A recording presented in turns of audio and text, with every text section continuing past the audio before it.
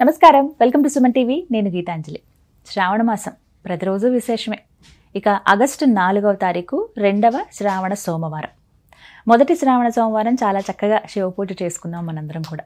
మరి ఈ రెండవ సోమవారం విశేషం ఏంటి? ఆ రోజున ఏ నక్షత్రం ఉంది, అలాగే తిథి ఏమిటి, ఆ రోజున ప్రత్యేకంగా ఏమన్నా మనం పరిహారాలు పాటించవచ్చా ఏమైనా సమస్యలకి, అలాగే ఎటువంటి పూజా విధానం అసలు చేసుకోవాలి? శ్రావణ మాసంలో శివయ్య ఆరాధన ఎంతో శ్రేష్టం, ఎంతో ప్రముఖం అని చెబుతూ ఉంటారు. మరి ఏ విధంగా మనం శివయ్య ఆరాధన చేసుకోవాలో, ఇంట్లో చేసుకుంటే సరిపోతుందా లేకుంటే మనం ఆలయానికి వెళ్ళాలా, ఏ విధంగా అనేది తెలుసుకుందాం. వివరించేందుకు ప్రస్తుతం మనతో పాటు ఉన్నారు ప్రముఖ జ్యోతిష్యులు బ్రహ్మశ్రీ నందిబట్ల శ్రీహరి శర్మ గురువు గారు. వారితో మాట్లాడదాం. గురుగారు నమస్కారం అండి.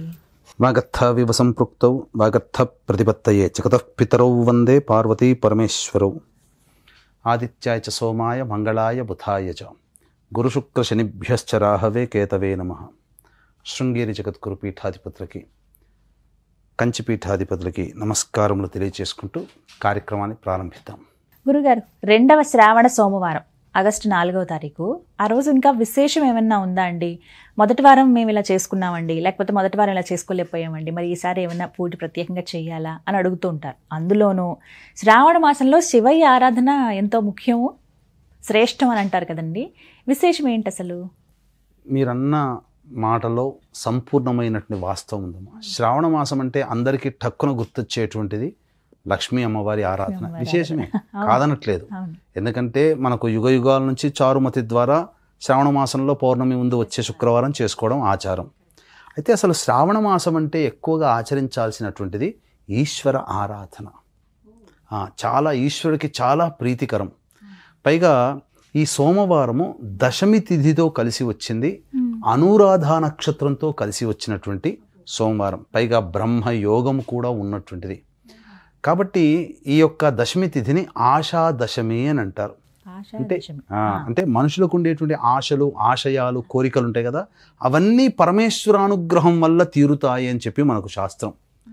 కాబట్టి ఇటువంటి దశమి తిథి నాడు వచ్చేటువంటి అమూల్యమైనటువంటి యోగాన్ని వీక్షించేటువంటి ప్రేక్షకులందరూ కూడా వినియోగించుకోవాలి. ఎందుకంటే మళ్ళీ మళ్ళీ సమయాలు రావు. అదే కదండి అసలు.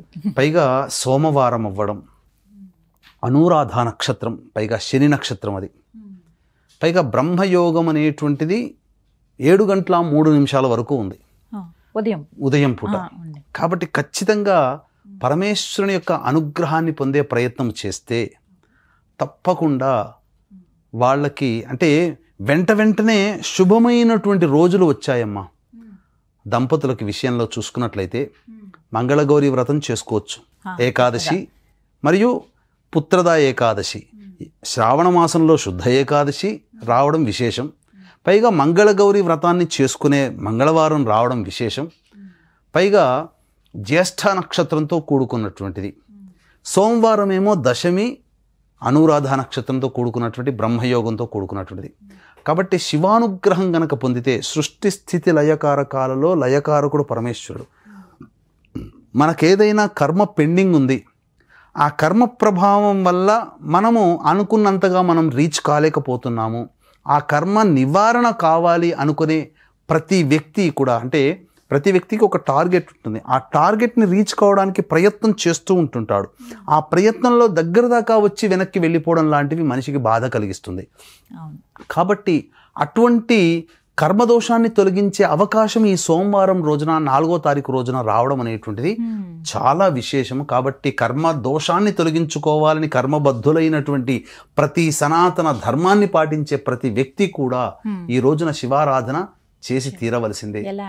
ఆ ఈశ్వరునికి ప్రధానంగా శివో అభిషేక ప్రియ, అలంకారో విష్ణు ప్రియ. కాబట్టి ఈశ్వరుడికి అభిషేకం అంటే చాలా విశేషం. అయితే అభిషేకము అనంటే అసలు సిసరైన అర్థం అంటే శుద్ధమైనటువంటి జలముతో ఈశ్వరుడికి స్నానం ఆచరింప చేయడమే అభిషేకము అని అంటారు. ఇప్పుడున్నటువంటి ప్రస్తుత తరంలో అభిషేకం అంటే అర్థాలు మారిపోయి జలాభిషేకము, పుష్పాభిషేకము అని, తర్వాత రకరకాల పండ్ల రసాల అభిషేకము అంటే మాత్రం నీటితోనే చేసేది. కాబట్టి చాలా శుద్ధమైనటువంటి పవిత్రమైనటువంటి జలాన్ని తీసుకొని సూర్యోదయాత్ పూర్వమే లేచి కాలకృత్యాదులు తీర్చుకొని శివనామ స్మరణ చేసుకుంటూ, చాలామంది చేసేటువంటి తప్పేందంటే ఓం నమ శివాయ ఓం నమ శివాయ అంటుంటారు. అది మూలమంత్ర ఉపదేశం గురువు గారు ఇస్తేనే తీసుకోవాలి తప్ప ఎవరు పడితే వాళ్ళు ఆ పదాన్ని పలకకూడదు. శివాయ నమః అంటూ పలకరించినా అదే నామ ఫలితం కలుగుతుంది. ఇది సాక్షాత్తు శృంగేరి పీఠాధిపతులతో చర్చలో నేను అడిగినటువంటి దానివల్ల నాకు వచ్చినటువంటి సమాధానం వారి నుంచి.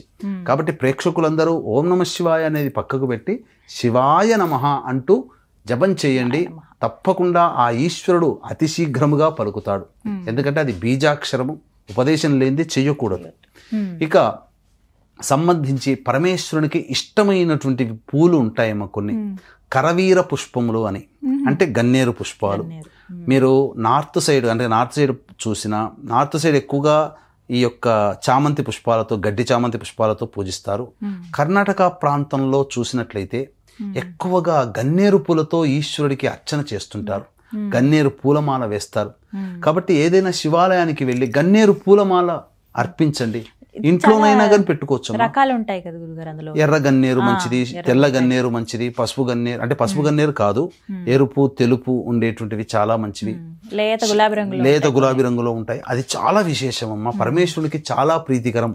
అది సమర్పించడం ద్వారా అంటే ఆ ఈశ్వరుడికి అమ్మవారిని దరి చేర్చినట్టుగా భావన. కరవీర పుష్పముల ద్వారా అన్నిటికంటే చాలా గొప్ప ప్రీతికరమైనటువంటి పుష్పం ఏందయ్యానంటే తుమ్మి పూలు. గట్ట వెంబడి మనకు పొలాల్లో వాగుల్లో మనకు పెరుగుతుంటాయి తుమ్మి పుష్పం. అంటే ఎలా ఉంటుందనంటే దాని యొక్క పుష్పము మన మోకాలి మడిమ ఎలా ఉంటుందో అలా ఉంటుంది. కాబట్టి ఆ తుమ్మి పుష్పము ఒక్కటి పెట్టినా చాలు, చాలా చిన్నగా ఉంటుందమ్మా. అది ఒక్కటి పెట్టినా చాలు, కోటి పుష్పార్చన చేసినటువంటి పుణ్య ఫలితం దక్కుతుంది. చాలా మంది బయట తుమ్మి కూర వండుకొని తింటారు, అది ఆరోగ్యానికి చాలా మంచిది. అలాగే తుమ్మి పుష్పాలు, ప్రధానంగా మారేడు దళాలతో అర్చన ఈశ్వరుడికి చాలా ప్రీతికరం. ముఖ్యంగా అతనికి నిరంతరముగా శివనామస్మరణ చేసుకుంటూ అభిషేకం చేసే వ్యక్తిని చాలా ఇష్టపడతాడట. ఆ విధంగా శివనామస్మరణ చేసుకుంటూ తదేకమైన ధ్యానంతో అభిషేకం చేస్తున్నటువంటి వ్యక్తినే చండీశ్వరుడుగా నియమించుకున్నాడు. కుబేరునికి ఆధిపత్యం వచ్చింది కుబేరుడికి. కాబట్టి చాలా గొప్పదైనటువంటి రోజమ్మ ఈ యొక్క సోమవారము, దశమి తిథి, అనురాధ నక్షత్రము, బ్రహ్మయోగము కలిసి రావడం అనేటువంటిది నభూతో నభవిష్యతి. ఇటువంటి రోజున అంటే బ్రహ్మయోగం ఉన్నప్పుడు అనగా ఉదయం 7:03 లోపల గనక ఎవరైతే శివాభిషేకము, అర్చన, శివ సహస్రనామ పారాయణము ఎవరైతే చేసుకుంటారో వాళ్ళకి కలిగే పుణ్య ఫలితము, వాళ్ళకి తొలిగే కర్మదోషము మాటలకి వర్ణించరానిదన్నట్టుగా మనకు శాస్త్రాల్లో చెప్పబడి ఉన్నాయి. ఎందుకు అనంటే మనల్ని పుట్టించిన వాడు బ్రహ్మ. అటువంటి బ్రహ్మకి సంబంధించినటువంటి బ్రహ్మయోగం ఉన్నప్పుడు గనక కర్మదోషాన్ని నివారించే పరమేశ్వరునికి సంబంధించినటువంటి కైంకర్యములు, పూజా విధానములతో ఏ మనిషి అయితే చేస్తాడో ఆ మనిషికి జాతక రీత్యా గత జన్మ కర్మదోషము, ప్రారబ్ధ కర్మదోషము, సంచిత పురాకృత ప్రారబ్ధ దృఢ అదృఢ కర్మదోషములు చాలా మటుకు తగ్గుతాయి. పూర్తిగా నివారణ అవుతుందని మాత్రం చెప్పలేను సుమి. కానీ దాని యొక్క ప్రభావం అనేటువంటిది తగ్గుముఖం పడి అప్పుడు మనిషి యొక్క సంకల్పం అనేటువంటిది నెరవేరుతుంది. ఏ వ్యక్తికైనా తాను కోరుకున్నది జరగాలని కోరుకుంటాడు కదా, ఆ కోసం ఆ వ్యక్తి కోరుకున్నది జరగడం కోసం ఆ రోజున చక్కగా శివనక్త వ్రతం అని ఉంటుంది. చక్కగా ఆ రోజు ఉపవాసం ఉండండి. తెల్లవారితే ఏకాదశి మంగళవారము, ఆ రోజు కూడా ఉపవాసం ఉండి ద్వాదశి తిథి రోజున గనక భోజనం చేస్తే ఆ వ్యక్తికి గొప్ప మహిమ అనేటువంటిది ఆ వ్యక్తి ఇంట్లో చేరుతుంది. ఇది చేసి చూడండి, ఫలితాన్ని మీరే అనుభవిస్తారు. ఇందులో సందేహమే లేదు. శ్రావణ మాసం, కార్తీక మాఘమాసాలు ఎంత పవిత్రమైనవి, ఆశ్వీజ మాసము ఎంత గొప్పదో, శ్రావణ మాసంలో శివారాధన చేయడం వల్ల అంతటి గొప్పదైనటువంటి పుణ్య ఫలితాన్ని ఏకకాలంలో, అందున సోమవారం నాడు దశమి రావడం, మంగళవారం నాడు ఏకాదశి రావడం, శివకేశవులకు అభేదమైనటువంటి విధంగా అమ్మవారిని అర్చించుకునే విధానంగా కూడా కలిసి రావడం అనేటువంటిది 2 రోజుల్లో కూడా జరుగుతుంది. కాబట్టి అందరూ కూడా చక్కగా ఆచరించి తరించండి.